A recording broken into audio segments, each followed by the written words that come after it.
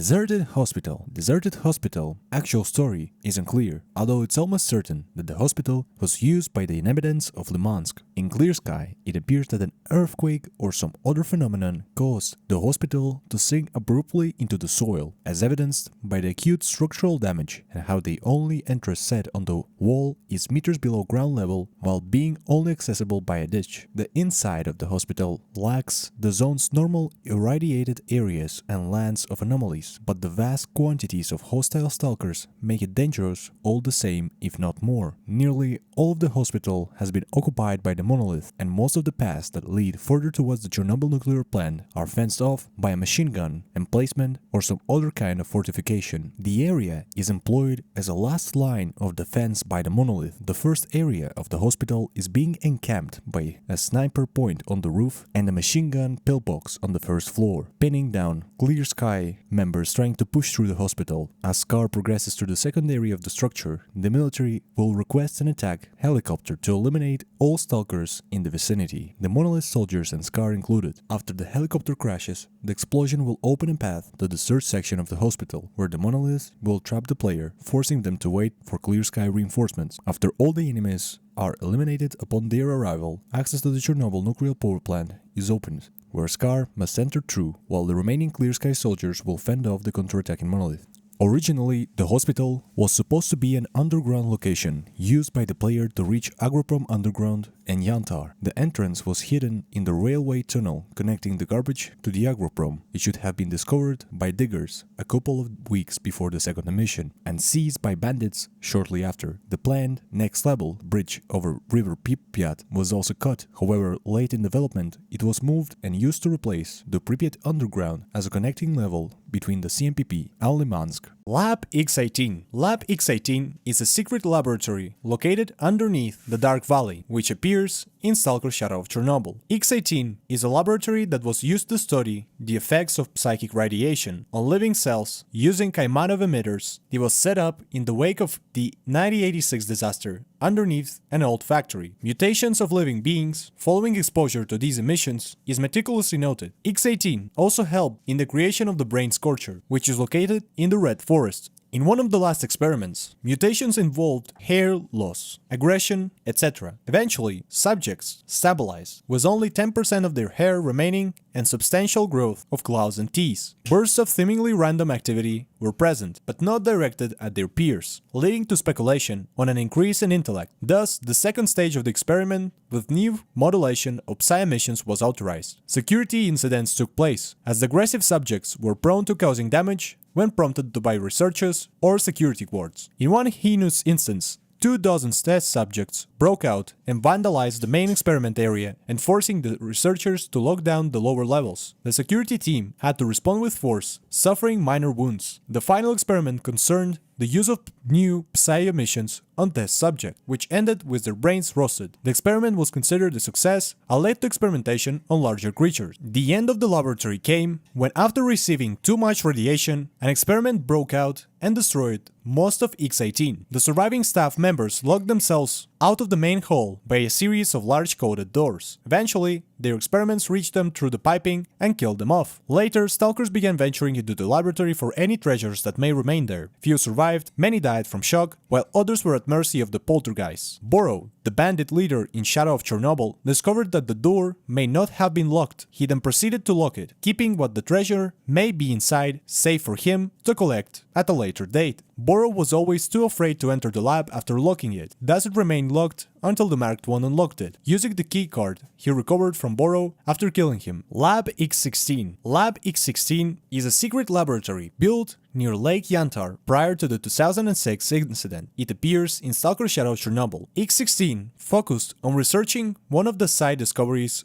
of the group's research, that living creatures are able to generate directed psi emissions. A biological field emitter, essentially a giant brain, was grown as part of the research, using equipment from Lab X-18. The lab is located beneath the factory complex at Yantar, in a secure underground bunker, sheltered from the outside world. Its structure is fairly complicated, with the main circular chamber housing the emitters mechanisms, and the access halls and research facility, where the test subjects were kept for study. The lab contains primarily zombified stalkers, Snorks, and a lone controller. While escaping out of X-16, the player will meet more Snorks and a lone pseudo-giant underground tunnels.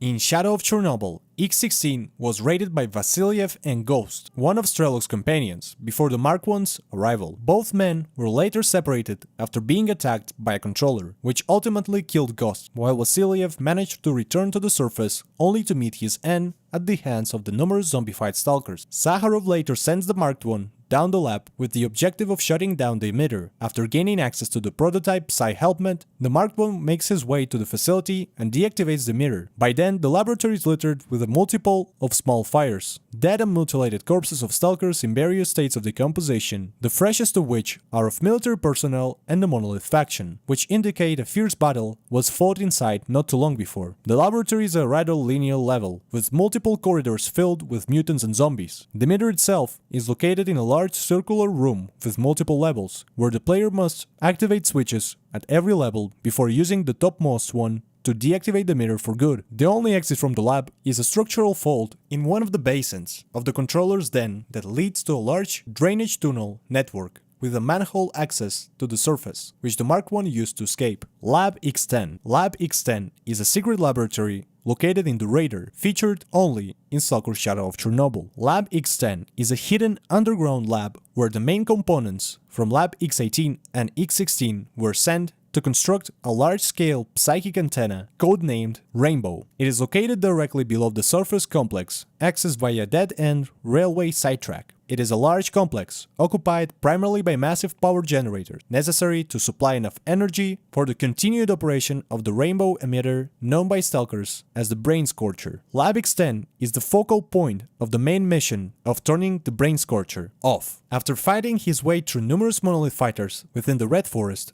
S.T.A.L.K.E.R entered the lab and disabled the Brain Scorcher for good. The Monolith attempted to ambush him within the labs, but he managed to escape before making his way to Pripyat. The inside of the lab is mostly empty, containing up to 4 widely scattered bloodsuckers. After the machinery is disabled, a large number of Monolith soldiers will start patrolling inside the lab. Once the Mark I gets to the surface, a platoon of Spetsnaz will be fighting against the Monolithians. Duty and Freedom will be in a skirmish near the road to Pripyat, and the winning faction Stalkers will almost immediately engage the Monolith squad at the top of the slope, near the transportation point. Loners and Spetsnaz soldiers can be found near the exit to the army warehouses. In addition to these new threats, new Monolith squads may appear in places that were previously cleared out. Pripyat 1 Underpass. The Pripyat 1 Underpass is a location that appears only in S.T.A.L.K.E.R. Call of Pripyat. The Pripyat 1 Underpass can be accessed from the Jupiter plant, which is located in the area around Jupiter. Before entering this location, the player must acquire the underpass schematics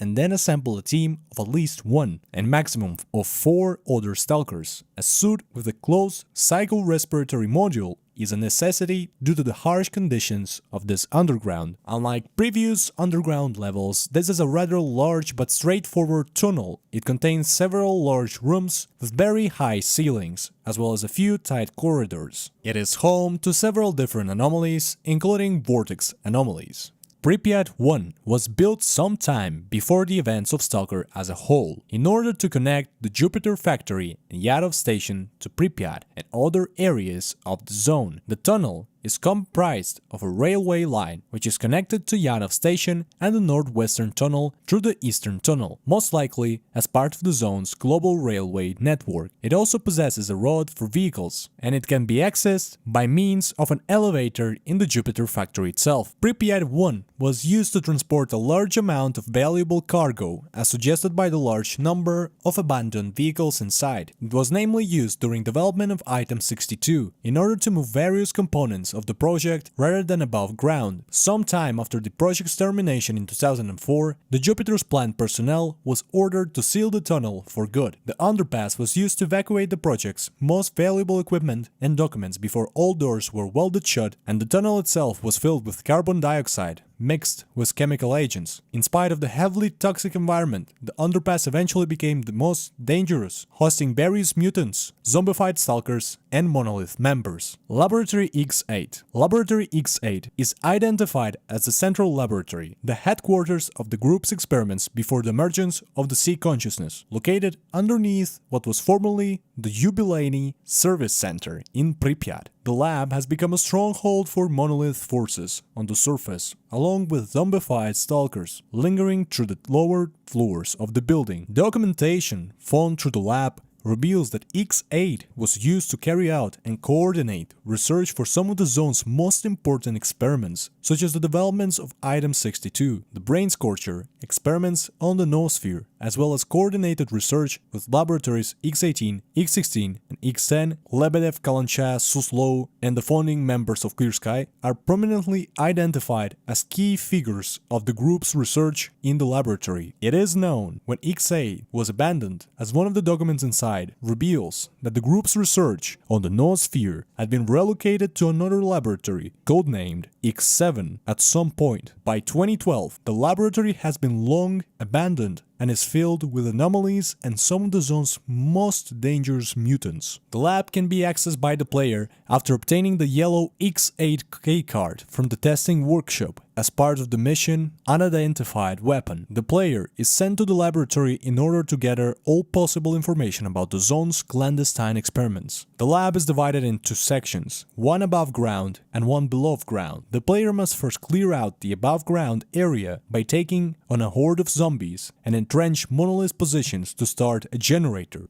Then, the player must take an elevator down to the underground section. There, they must put up with the limited menagerie of mutants while under constant telekinetic bombardments as they search for information on the projects studied and carried out by Sea Consciousness, as well as the identities of their lead researchers. The underground section is a small but confusing maze. The player is in fact encouraged not to rely on their minimap because of how it is implemented. It's better to instead explore carefully. Aside from mutants, several anomalies such as a single Tesla, some chemical anomalies, and springboards can be found inside the laboratory. Close to the entrance, there is a storage room, the door to which can only be unlocked by acquiring the red X8 keycard from Serbin's body during the mission One Shot. The level also contains 6 sets of documents to be retrieved during the main story.